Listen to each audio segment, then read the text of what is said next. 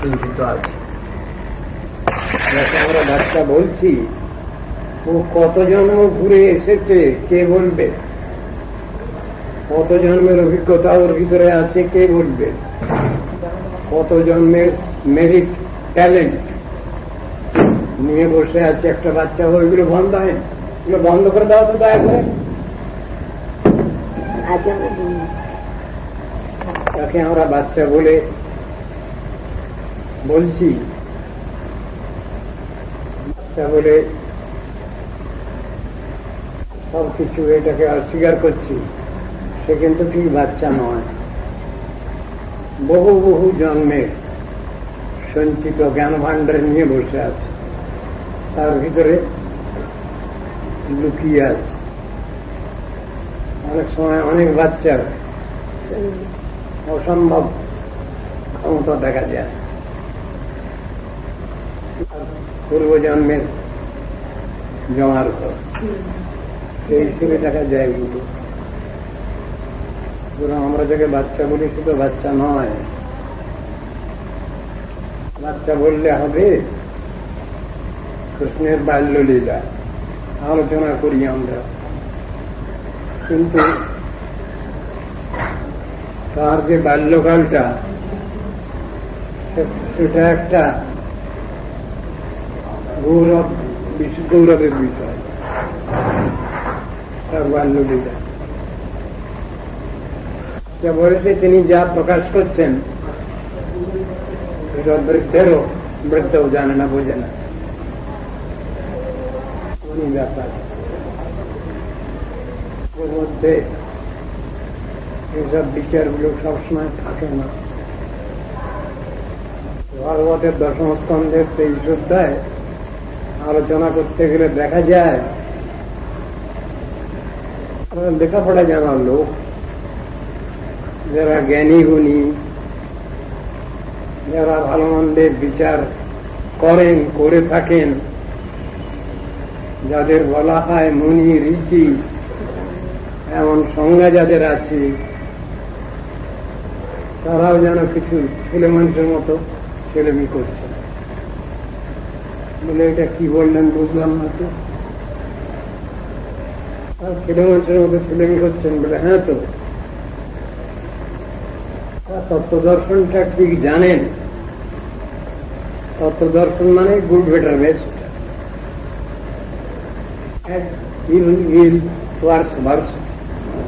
এই জিনিসটা যারা জানেন তারা জেনে শুনে তাহলে আবার উল্টো পাল্টা করেন কেন, বললেন কেন?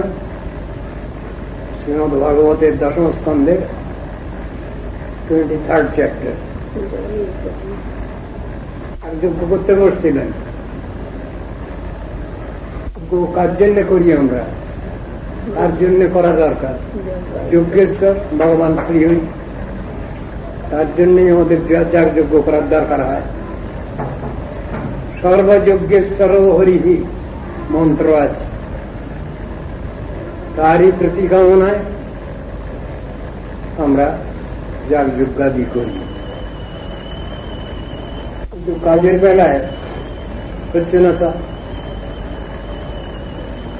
শ্রীহরি যদি যজ্ঞেশ্বর, তার প্রতিকামনায়, তাহলে যজ্ঞ না করে ওখানে ঋষিগণ, যাজ্ঞী ব্রাহ্মণগণ, তারা কেন 70 মণি যজ্ঞ করতে গেলেন?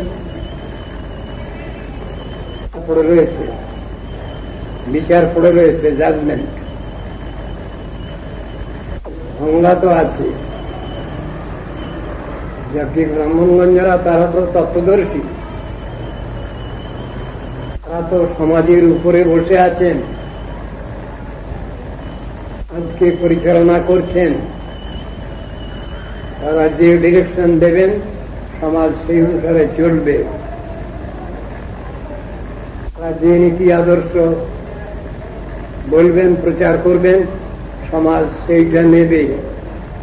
উপরওয়ালা তো কৃষ্ণ গীতায় বলছেন,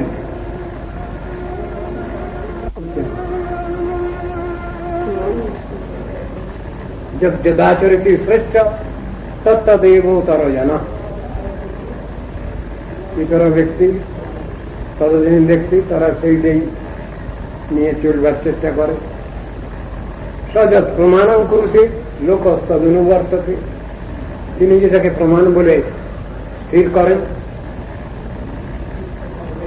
ওইটাকে প্রমাণ বলে মেনে নেয়, এই তো কথা। তবে এইরকম ধরনের বিশেষ বিজ্ঞ যারা আছেন, আজকে যারা পরিচালিত করছেন, যাদের ডিকটেশনে সমাজ চলবে, চলার কথা, তারা বিচারের কথা বলবেন। হাইয়েস্ট, নট হায়ার, হাইয়েস্ট বিচার। বিচারটা কিরকম দেওয়া হচ্ছে, ওরা যোগ্য করতে আরম্ভ করলেন সবকে জানেন বলে প্রমাণিত হয়ে যায় স্বর্গ হচ্ছে তাহলে ফাইনাল গোল। আমাদের কর্তব্য ফাইনাল গোল হলো স্বর্গ। সেগুলোই তো জানবে, তোর সাথে আর কোনো কথা নেই। তারা কেন সত্তরমাণি যোগ্য করতে বসলেন? সত্তরমাণি যোগ্য মানেই তো অজ্ঞে যাওয়ার ব্যবস্থা। তখন সাধনার ক্ষেত্রে সাধক সাধিকারা তারা সব চাতুর্মাস্য ব্রত করেন ভক্তি লাভার্থে, আর অক্ষয় সজ্ঞ সুখ লাভ করতে চাচ্ছেন তারাও চাতুর্মাস্য ব্রত করেন। মন্ত্রগুলো তো আছে ওইরকম, অক্ষাজ্ঞাং হবই চাতুর্মাস্য যাবি না বলা আছে। তারা যে ফলটুকু চায় সেটা হলো সজ্ঞ পর্যন্ত যাবেন তারা, সেই জন্য তাদের চাতুর্মাস্য ব্রত করা। আর কোন ভক্তি লাভার্থী ব্যক্তি বা ভক্তি নিয়ে চলছেন যারা, তারাও চাতুর্মাস্য করেন ভগবানের ভক্তি লাভ করবার জন্য। উদ্দেশ্য তো দুজনের দুটো। একজনের উদ্দেশ্য তিনি বৈকুণ্ঠে যাবেন,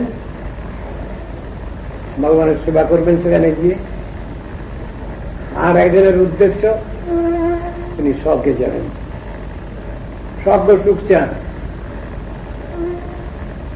সব ভোগবাদ নিয়ে আছে, ভোগবাদ নিয়ে যারা আছেন তারা সূক্ষ্ম ভোগে আছেন। এই তো শাস্ত্রের বিচার, শাস্ত্রের কথা। ভোগবাদ নিয়ে আছেন, ম্যাটেরিয়ালিজম নিয়ে আছেন, তারা স্থূল ভোগবাদ। আর যারা স্বর্গে যেতে চাইছেন তাদের ভোগটা হল সূক্ষ্ম ভোগ, তাও ভোগবাদ, সূক্ষ্মাতে সূক্ষ্ম ভাবে মনের ক্রিয়া, কত ভগবানের মধ্যেই পড়ে। সাটল বডি নিয়ে, সূক্ষ্ম শরীর নিয়ে, সেটাও ভগবান সূক্ষ্মভাবে। যতক্ষণ পর্যন্ত পার্থিব জগতের ভগবান আর ত্যাগবাদের মধ্যে আমাদের অধিষ্ঠান, ততদিন পর্যন্ত আমরা অপ্রাকৃত ভক্তি লাভ বুঝতে পারি না। কথাটা এই শ্রীমদ্ ভাগবত সাবধান করে দিচ্ছেন। তাবৎ কর্মাণি কুর্বীত ন নির্বিদ্যেত যাবতা মত কথা শ্রবণাদৌ বা শ্রদ্ধা যাবন ন জায়তে। কৃষ্ণ বলছেন, আমার প্রতি যতদিন পর্যন্ত শাস্ত্রীয় শ্রদ্ধা কারণ না হচ্ছে, ততদিন পর্যন্ত তিনি প্রাকৃত জগতে কর্মমার্গেই বিচরণ করবেন। কর্মমার্গ মানে কর্মকাণ্ড। যে কর্মকাণ্ডের মধ্যে পড়লে আমাদের শুধু পাট খেতে হয়, সাইকেল গার্ডেনে ঘুরতে হয়, শুধু কর্মবিপাক सोही कर्म फल भव मुखे पेश हई दुख देह बाबू काजी। এই কথা তো বলছেন প্রাকৃত কবি ও প্রাকৃত মহাজন বলছেন। তো এটা কর্মটা ভগবানের প্রতিকামনায় হচ্ছে না, করছি না আমরা, সে কর্মের ফলভোগী তো আমরা, ভগবত প্রস্তাবতে হচ্ছে না যেটা। আর লাইবিলিটি রেসপন্সিবিলিটি সব আমাদের ঘাড়ে চেপে যাচ্ছে, ইন্ডিভিজুয়ালি এন্ড কালেক্টিভলি। আর যে কর্মের উদ্দেশ্য ভগবত প্রতি, ভগবান তুমি খুশি হও, তুমি যদি খুশি হও তাহলে জগৎ খুশি হয়। জগৎ মানে পরমাত্মা জগৎ, জড় জগৎ, এর ফল মুক্তিলাভ। এখন এই বিচার যতদিন পর্যন্ত আমাদের মাথায় না ঢুকছে ততদিন পর্যন্ত আমরা তো উল্টো পাল্টার মধ্যেই আছি, চলছি। কোন কর্ম করব আমরা? আকৃত কর্মী বলছেন কর্ম করো, কর্ম করো, কর্ম করো ভাই। কি জাতীয় কর্ম করব? সেই কর্মের প্রসিডিওর কিরকম হবে সে কথা তো গীতা ভাগবতে লেখা আছে। এটা যতদিন না আমরা অ্যাডপ্ট করছি ততদিন পর্যন্ত আমাদের জড় জগতের কর্মাগ্রহিতা এবং বন্ধন দশা যাচ্ছে। কর্মলাভ থেকে মুক্তি পাওয়ার জন্যই কর্মত্যাগ শাস্ত্রে বলা হল। ভাগবত খুব পরিষ্কার করে জানাচ্ছেন, কর্মবন্ধন মুক্তায় হৃদত্রে জগদঙ্গ যথা। কর্মের যে বন্ধন দশা সেটাকে আন্ডু করবার জন্যই শাস্ত্রে ব্যবস্থা দিয়েছেন। এই বদ্ধ দশায় পড়ো না, মুক্ত দশায় চলো। মুক্ত দশা মানে ভগবত ভক্তি লাভ। ওদের ব্যাখ্যা তো তাই। মুক্তি বা মোক্ষ একই কথা। মোক্ষং বিষ্ণুঘ্রি লাভম, ভগবানের পাদপদ্ম সেবাই হল মোক্ষ। এই হল মুক্তি শব্দ বা মোক্ষ শব্দের ব্যাখ্যা দিয়েছেন। যদি মুক্তি শব্দ ধরা যায়, চিত্তা অন্যথা রূপম স্বরূপে নবস্থিতি, একে বললেন মুক্তি। উন্নতার রূপম মানে অবিদ্যা বিরহিত হইয়া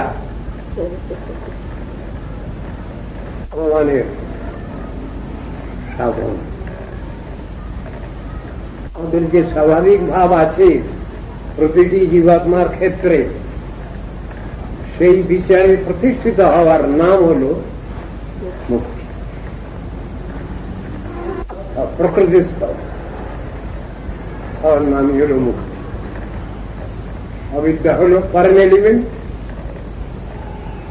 যতদিন সেটা ধরে বসে আছি ততদিন উল্টোর মধ্যে আছি, ভুলের মধ্যে আছি। ওটাকে বাদ দিয়ে যখন স্বস্বরূপে অবস্থিত হচ্ছি, আমরা হতে পারছি, তখনই মুক্তি বলে কথাটা আসছে। তার আগে পর্যন্ত মুক্তি বলে কোনো কথা নেই। কিন্তু সেই মুক্তির মানেও ভগবানের সেবা, সাক্ষাৎ সেবা, একেই মুক্তি শব্দ বলে ব্যবহার করেছেন। মুক্তি বা মোক্ষ কত নাই, একেরই ধারণা মুক্ত হয়ে গেলে আমাদের সব হয়ে গেল। যদি মুক্ত হয়ে যাই, মুক্তি পেয়ে যাই, তাহলে আমাদের সব কর্তব্য দায়িত্ব সব পালন শেষ হয়ে গেল। একেবারে ভুল কথা। মুক্তি যদি হয় আমার, আমি মুক্ত যদি হই, তাহলে আমাকে আরো বেশি দায়িত্ব পালন করতে হবে। দায়িত্ব আরো শতগুণে বৃদ্ধি পাবে। যে দায়িত্ব ছিল একজন সাধক সাধিকার, তার থেকে শতগুণে দায়িত্ব বেড়ে যাবে। এর নাম মুক্তি লাভ। তিনি ভগবত স্বরূপ বুঝেছেন, আত্মস্বরূপ বুঝেছেন, মুক্তির স্বরূপ বুঝেছেন, ভালো মন্দের বিচারটা জানতে পেরেছেন। সুতরাং তার তো বসে থাকবার অবসর নাই। বিষয়ে প্রচেষ্টার শতগুণ দায়িত্ব তার, সহস্রগুণ দায়িত্ব তার। এই কথার নামই তো মুক্তি। হয়ে গেলে দায়িত্ব আরো বেশি বেড়ে যায়।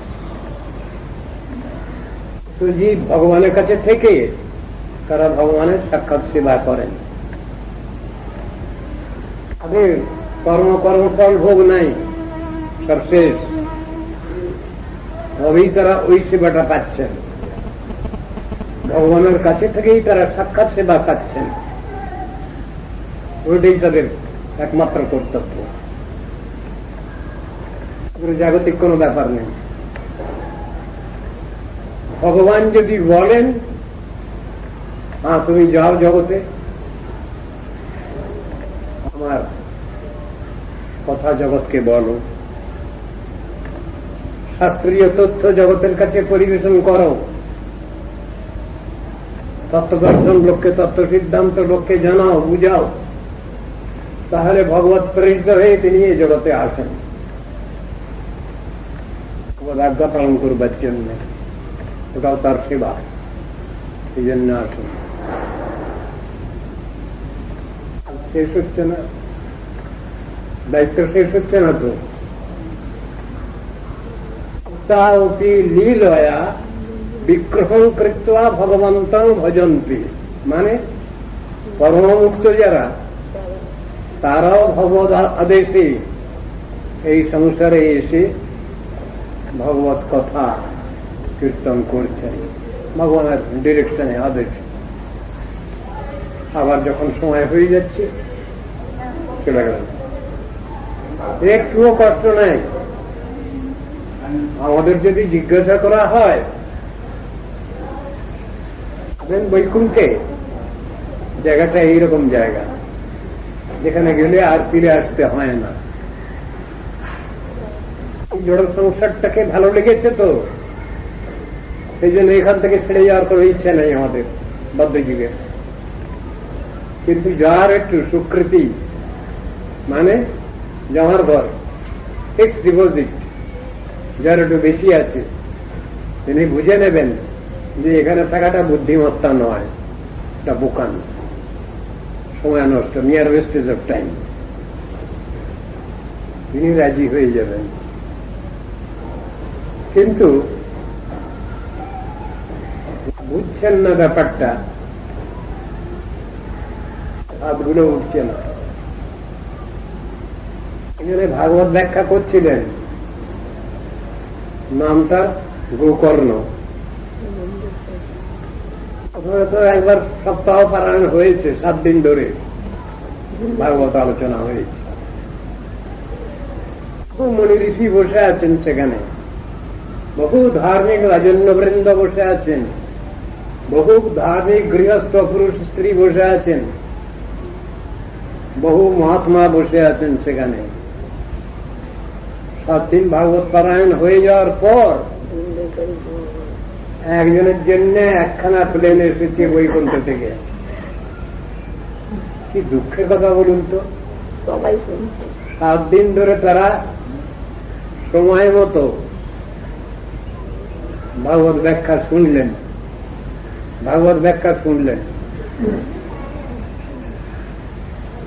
শেষ হয়ে গেল।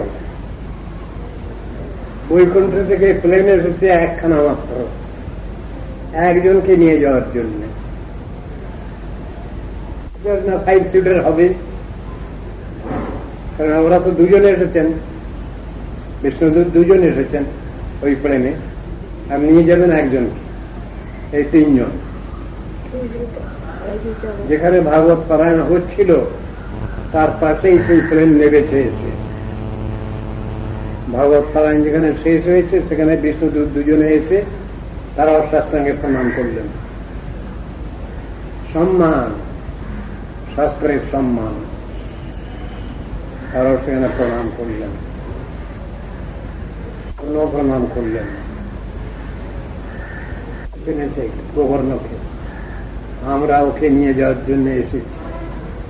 যান, সাধারণত ওর জন্যই তো আসর হয়েছে, ওকে নিয়ে যাওয়ার জন্যই আসরটা হয়েছে এখানে, নিয়ে যান, কোনো দুঃখ নেই। আর লোকজন একটু অবাক হয়ে গেল, এই প্রেত পিশাচ এও ভাগবত শুনল আর আমরাও ভাগবত শুনলাম, আমাদের জন্য কোন যানবাহন এলো না। ভগবান এমনই এক চোখ ওই একজনের জন্য এরোপ্লেন পাঠিয়েছেন, আরম্ভ হয়ে গেছে। গোকর্ণ, আমি কি করব? আমি তো সাবধানে ধরার চেষ্টা করেছি, আমি তো এর ভিতরে একটুও ফাঁকি দেয়নি, কিছু করবার নাই।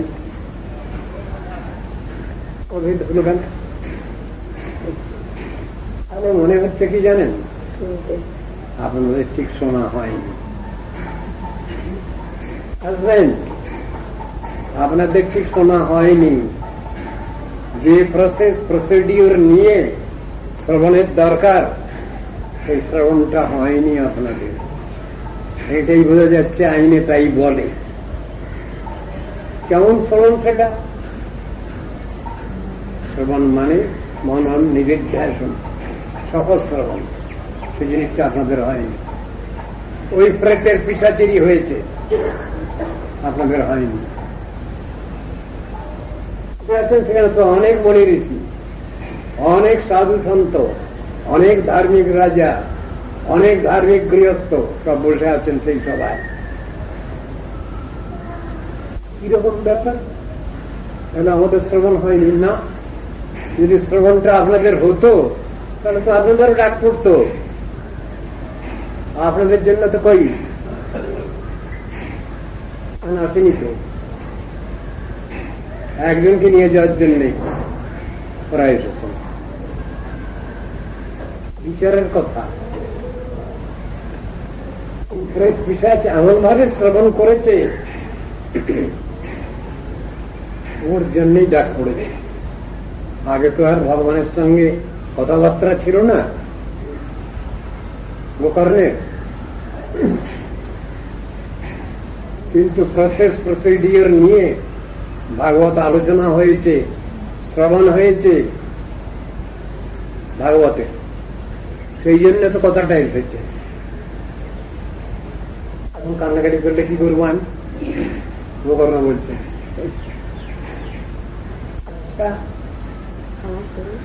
হাত তুলুন। ওখান থেকে ডাক পড়ে, তাহলে আপনারা কে কে যাওয়ার জন্য প্রস্তুত আছেন এখনই? হাত তুলুন, আমি দেখতে চাই। হাত আর ওঠে না, এক হাতখানা উঠেছে এমনি করে, এতটুকু লম্বা করে ওঠে না। বলছেন হবে না, এ পট্টায় পোষাবে না। আমি আবার 7 দিন ধরে সেই পারায়ণ, সেই এটা করবো, এই পট্টায় পোষাবে না। শ্রবণ ঠিক হয়নি, এটাই আমাকে বলতে হবে, এছাড়া আমি আর কিছু বলতে পারবো না। ভগবান তিনি দৌক নীতি নিয়ে চলেন না, সত্য তিনি, সেই পরমসত্য বস্তু ভগবান। ভিতরে ডুপ্লিসিটি নেই। যে আইন করে রেখেছেন সেই আইন সকলের প্রতি প্রয়োগ করেন, সব আইন অনুসারে তিনি সবটুকু করেন। তিনি একটু কিছু বেশি করতে পারেন না, তার তো ক্ষমতা আছে, স্পেশাল পাওয়ার আছে। সেই স্পেশাল পাওয়ার তিনি এক্সার্ট করতে পারেন না? পারেন, দরকার হলে করেন।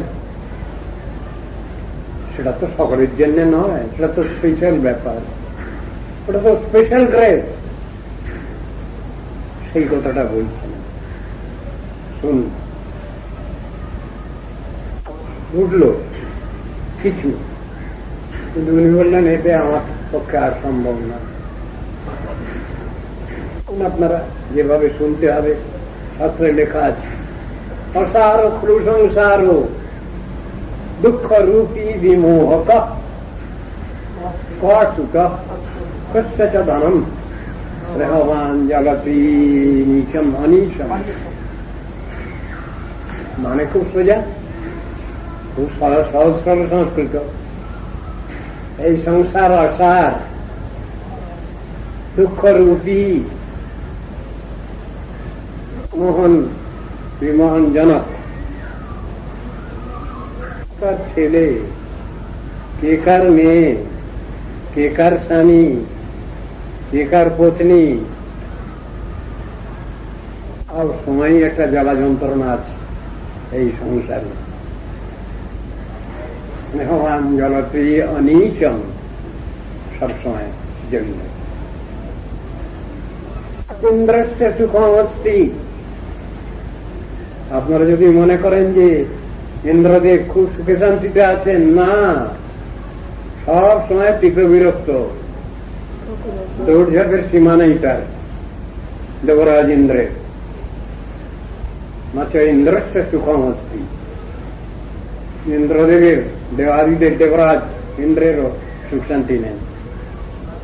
ন সুখম চক্রবর্তী নাম। এখানে রাজা মহারাজা, রাজ চক্রবর্তী, তাদেরও সুখ শান্তি নাই। কার আছে? নাই তো বললেন। মায়াবাদে, নির্বিশেষবাদে নেতি নেতি বিচার আছে। নয় ইতি, নয় ইতি, এটা নয়, এটা নয়, এটা নয়। আরে কোনটা হয় সেটা বলো, নেগেটিভটা বলো, তাহলে পজিটিভটা তো বলবে। কি করতে হবে আমাদের, সে নিয়ে কথা নেই। কোনটা ইতি সেটা বলো, পজিটিভ সাইডটা বলো, সেটা বলা নেই। এখানে বলছেন সুখমস্তি বিরক্ত। যদি থাকে তাহলে বিরক্তগণের আছে। বিরক্ত মানে সংসারে পেতে বিরক্ত,